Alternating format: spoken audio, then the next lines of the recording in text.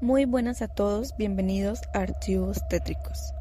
El día de hoy les traemos 3 historias de terror, historias que les ha pasado a personas como tú y como yo y que sé que les helará la sangre.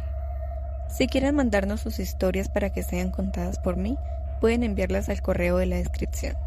Sin más, comencemos. Relato número 1.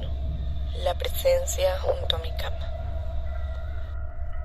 Ya no dormiré más en la casa de mi nana, aunque básicamente crecí en esta casa cuando era un niño sin problemas y ni siquiera creía en nada de antemano, pero esto me sacudió profundamente. Desperté en medio de la noche, sumido en una extraña vigilia. Esta estaba en la casa que alguna vez llamé hogar. La oscuridad de la habitación se cernía sobre mí y un sentimiento de inquietud se aferraba a mis pensamientos. Mis ojos recorrieron el cuarto buscando algo que pudiera explicar mi malestar, pero todo estaba tranquilo y sereno. Decidí levantarme para ir al baño, esperando que el cambio de escenario disipara mi incomodidad. Revisé mi teléfono y noté que ya pasaban las 4 de la mañana, y sin razón aparente, una sensación de tristeza y terror se apoderó de mí, como una sombra oscura que se deslizaba por mi alma. Traté de volver a la cama, pero la sensación persistía, intensificándose con cada momento que pasaba. Y entonces, la habitación parecía cobrar vida a mi alrededor. Sentí como el colchón junto a mí se hundía bajo un peso invisible, como si alguien estuviese caminando sobre él. Los muelles crujían bajo la presión, pero no había nadie a la vista. El terror me paralizó cuando sentí una mano fría tocar la mía, extendida sobre la manta. ¿Quién o qué estaba allí conmigo en la oscuridad? Mis lágrimas brotaron sin control mientras corría hacia la habitación de mi madre en busca de refugio y consuelo. Ella ya estaba despierta cuando llegué. Su rostro estaba reflejado el mismo miedo que yo sentía. Mientras intentaba explicar lo que había sucedido entre sollozos, ella compartió su propia experiencia. Una araña había caminado por su brazo, despertándola de su sueño, pero eso no explicaba la opresión y el miedo que llenaba la casa. Con valentía, mi madre se aventuró hacia la habitación del frente solo para ser recibida por una oleada de malestar y enojo inexplicable. Ella regresó advirtiéndome que no me acercara a ese lugar, pero los eventos sobrenaturales no se detuvieron allí. Mi nana y el abuelo también fueron testigos de su propio tormento esa noche, confirmándome de que algo oscuro y siniestro se acechaba entre los rincones de la casa. A pesar de los intentos de negación del abuelo, la presencia maligna era innegable y su persistencia llevó a mi familia a buscar ayuda espiritual. Un sacerdote fue convocado para bendecir la casa, pero incluso sus esfuerzos parecieron insuficientes para contener la oscuridad que se había infiltrado en nuestro hogar. Las perturbaciones nocturnas se intensificaron con el tiempo, volviéndose más agresivas y peligrosas. Mi tío, que alguna vez había cuidado de la casa, compartió sus propias experiencias de terror, confirmando que algo más que simples sueños había perturbado el santuario de la noche.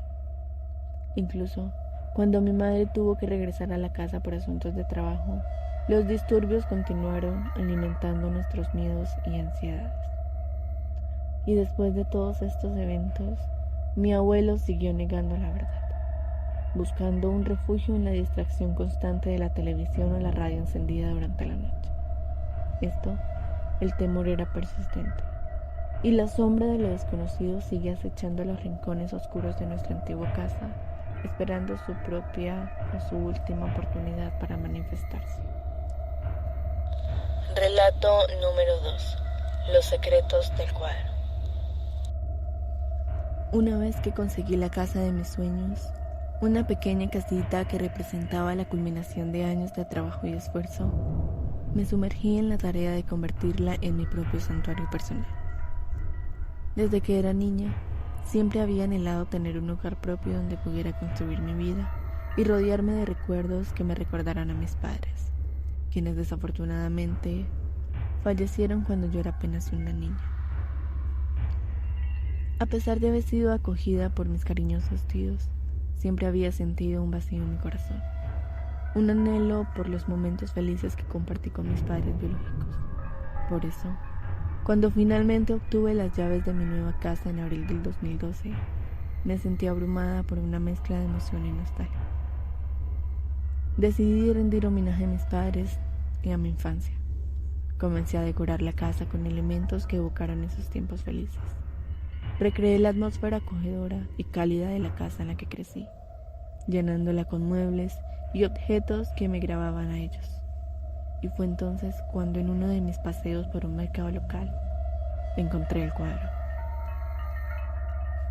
El cuadro en cuestión era una pintura de paisaje natural, con un bosque frondoso y un sendero iluminado que parecía invitar a la aventura. Al verlo, una oleada de recuerdos inundó mi mente, transportándome de vuelta a mi infancia y a todos los paseos por el bosque que solía disfrutar con mis padres. Yo, sin dudarlo, me acerqué al vendedor y le pregunté por el precio del cuadro. Después de regatear un poco, logré adquirirlo a un precio razonable y lo llevé a casa conmigo. A medida que limpiaba el cuadro y lo colgaba en la pared de mi sala, una sensación de nostalgia y alegría me invadió. Por un momento, me sentí transportada de vuelta a esos días felices de mi infancia, rodeada de los recuerdos más queridos. Pero sin embargo, con el paso del tiempo comencé a notar algo inquietante en la pintura. Entre los densos árboles y la frondosa vegetación, haber parecido una figura oscura y amenazadora apenas visible entre las sombras. Al principio, traté de ignorarlo convenciéndome de que era solo mi imaginación jugándome malas pasadas. Pero a medida que pasaban los días, la sensación de malestar se intensificaba. Empecé a sentir que estaba siendo observada, seguido por una presencia invisible que parecía acecharme constantemente. Los ladridos de un perro, inexplicables y persistentes, resonaban en mi mente, llenándome de una sensación de inquietud y temor.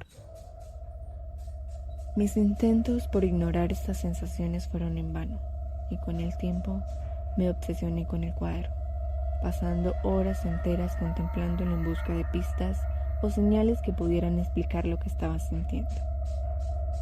Cada vez que lo miraba, descubría nuevos detalles perturbadores, como sombras que parecían moverse, o figuras que aparecían y desaparecían entre los árboles. En un intento desesperado por librarme de esta obsesión, decidí deshacerme del cuadro. Lo saqué de la pared y lo llevé afuera con la intención de tirarlo a la basura o incluso quemarlo para deshacerme de él de una vez por todas. Pero sin embargo, antes de que pudiera llevar a cabo mi plan, sucedió algo que todo cambió. Una noche, mientras me preparaba para deshacerme del cuadro, escuché un ruido extraño proveniente del patio trasero. Al asomarme por la ventana, vi una figura oscura y borrosa que se movía entre los árboles. Me quedé helada, incapaz de apartar la vista de aquella figura que parecía acechándome desde las sombras. Y en ese momento, comprendí que el cuadro no era simplemente una obra de arte inofensiva, sino algo mucho más oscuro y siniestro. Sentí un escalofrío recorrer mi espalda mientras me daba cuenta de que estaba en peligro, que algo maligno se había apoderado de mi casa y de mi vida. Sin saber qué más hacer, me vi obligada a recurrir a mis vecinos en busca de ayuda. Juntos, exploramos la casa en busca de la fuente de los extraños sucesos que habían estado ocurriendo, y lo que encontramos fue más aterrador de lo que jamás habríamos imaginado. Dentro de la casa descubrimos evidencias de que algo terrible había ocurrido. Huellas de animales, restos de piel y pelo, e incluso la presencia de un extraño perro con cabeza de humano. Todo ello indicaba que estábamos enfrentando a algo más que una simple presencia fantasmal. Aterrorizada por lo que había descubierto, decidí tomar medidas drásticas para protegerme a mí misma y a mis seres queridos. Después de asegurarme de que el cuadro fuera eliminado de una vez por todas, me prometí a mí misma nunca más volver a enfrentarme a algo tan aterrador y maligno como lo que había experimentado. Nunca pude explicar completamente lo que había ocurrido y aprendí una lección importante. A veces, los objetos más inocentes pueden ocultar los secretos más oscuros y peligrosos. Desde entonces, he vivido con el temor de que algo así pudiera volver a suceder, pero al menos sé que tengo a mis vecinos y a mis seres queridos para proteger. Y en el fondo, eso es lo único que realmente importa. Relato número 3. El casino.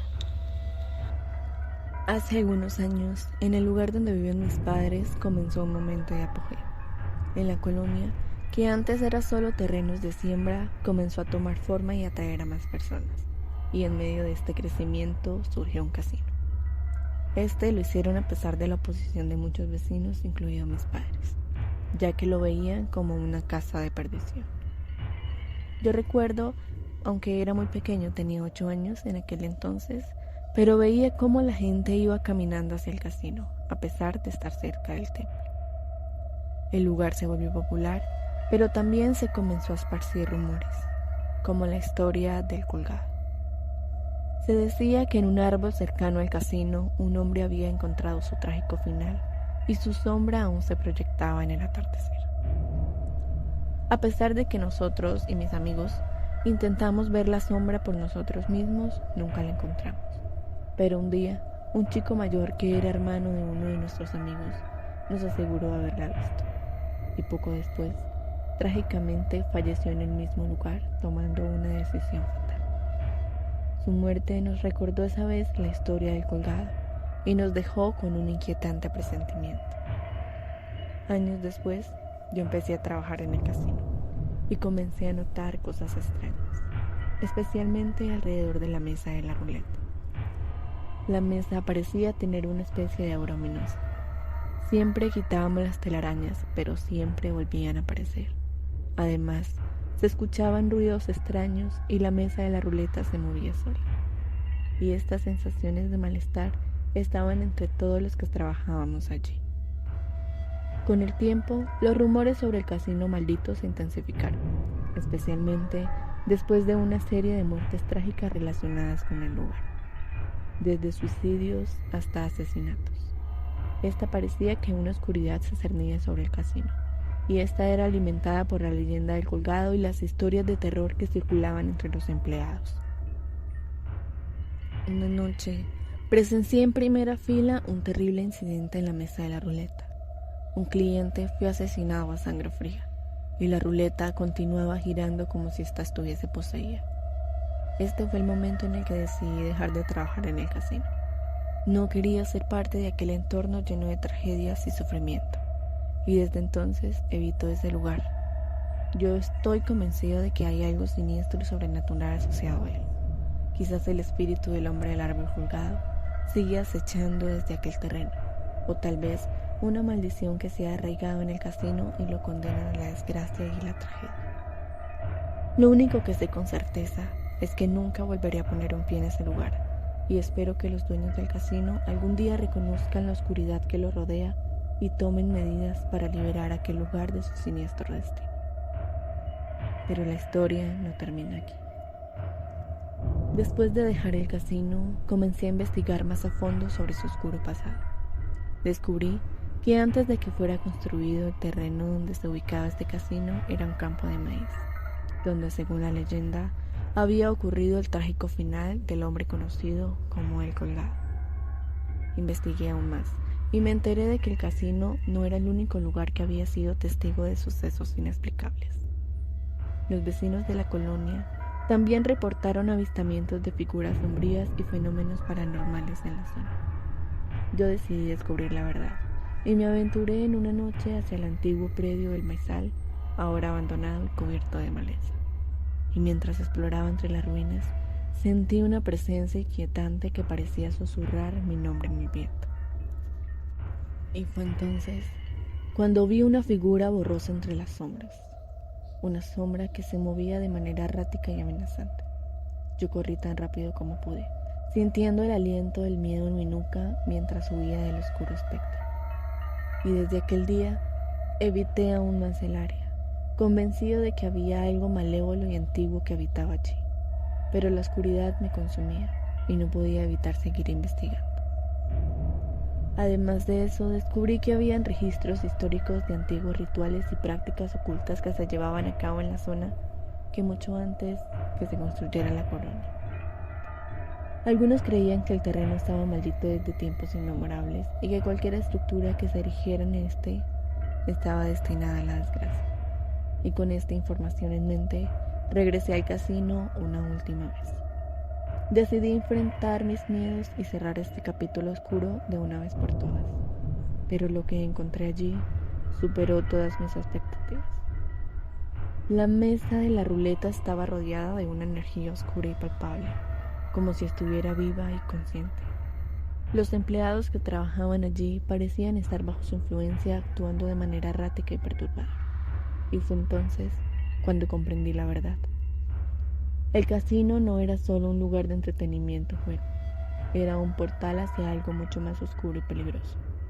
La mesa de la ruleta era el epicentro de esta oscuridad y parecía estar alimentándose de las almas de aquellos que se atrevían a desafiarla.